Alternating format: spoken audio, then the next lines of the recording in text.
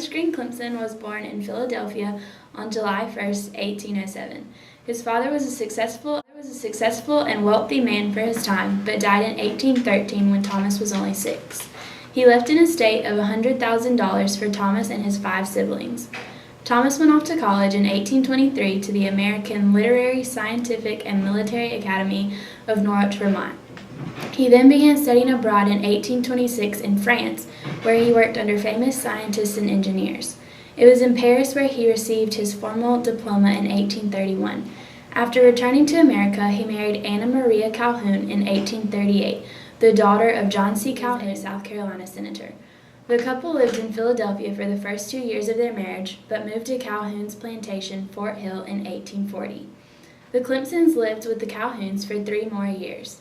During the time living on the Calhoun's plantation, Clemson was introduced to agriculture, and as a scientist he became interested in agriculture-related science, such as soil analysis. As his interest in agriculture grew, he bought a plantation of his own in 1843. Skipping ahead to 1872, the Clemson family returned to Fort Hill to retire. Anna died 3 years later on September 22, 1875, from a heart attack at the age of 58. Although she did not specifically mention the founding of a college at Fort Hill, the implications had always been that in her will to her husband, the intent of a college would take place. Thomas Clemson's only grandchild was growing up in New York, and the rest of his family was deceased. Again, he came back to his recurring idea of founding a school at the Fort Hill estate as a lasting legacy to the sons of farmers and fellow Confederate soldiers, a lost generation. During the last 13 years of his life, Clemson set out to establish, in drafts of his will, the type of scientific institution that had taken root in his life experiences and the meetings at the Farmers' Hall some 20 years before. Thomas Clemson was given an honorary degree from the South Carolina College in June of 1886. The College of Columbia had received the Morrill funds and had made only a half-hearted attempt at agriculture education. Clemson's will is an important document in the history of higher education. If the state was not going to accept his will, Clemson's alternative was to have his executor establish a private university along the same lines after 3 years. Clemson's intention to create a higher education institution was at the core of his will. A corresponding feature of Clemson's will was the preservation of Fort Hill, his residence and the plantation home of his father-in-law John C. Calhoun. Clemson died on April 6, 1888, at the age of 81 of pneumonia. Clemson left 814 acres of land and more than $80,000 in other assets to the state of South Carolina. To his only granddaughter, he left $15,000 in 288 acres, which the college trustees later bought.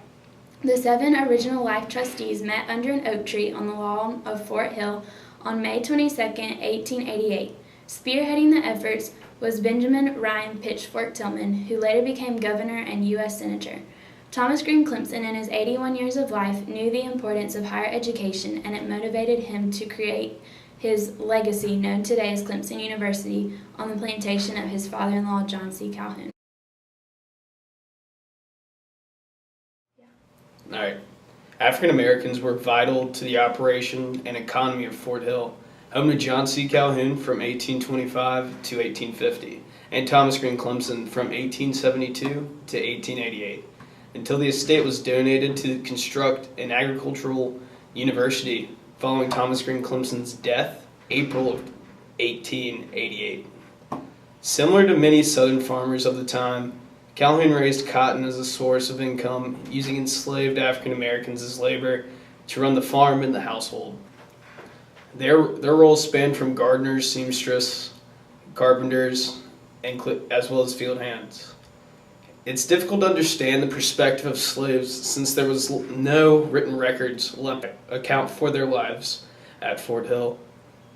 There's one account that comes from a reporter who describes the living conditions of slaves by saying the Calhoun slaves lived approximately 1/8 of a mile from the mansion. The houses are built of stone and joined together like barracks, with gardens attached and large open space in front. Perhaps 70 to 80 people live there. This describes the living conditions of slaves while John C. Calhoun lived there. He also goes to say some slaves were allowed to plant their own cotton near the quarters, and the reporter describes the slaves as shrewd in getting the highest price for cotton as white planters and are as perfectly conservant about fluctuations in the market similar to a cotton broker. This statement provides that although they were slaves, they were able to conduct business and sell their own crops. In 1866, Fort Hill was willed to daughter Anna Maria Calhoun Clemson. The Clemsons hired many of the former Calhoun slaves who were free following the Civil War as wage hands. One of Clemson family employees was Bill Greenlee, who was 17 when Thomas Clemson died. He was a carriage driver and later employed by the university and town. Many of the families that worked at Fort Hill have descendants who still live in the Clemson area. The Clemson Department of Historic Properties has conducted research to study African American history that is part of the historical experience at Fort Hill.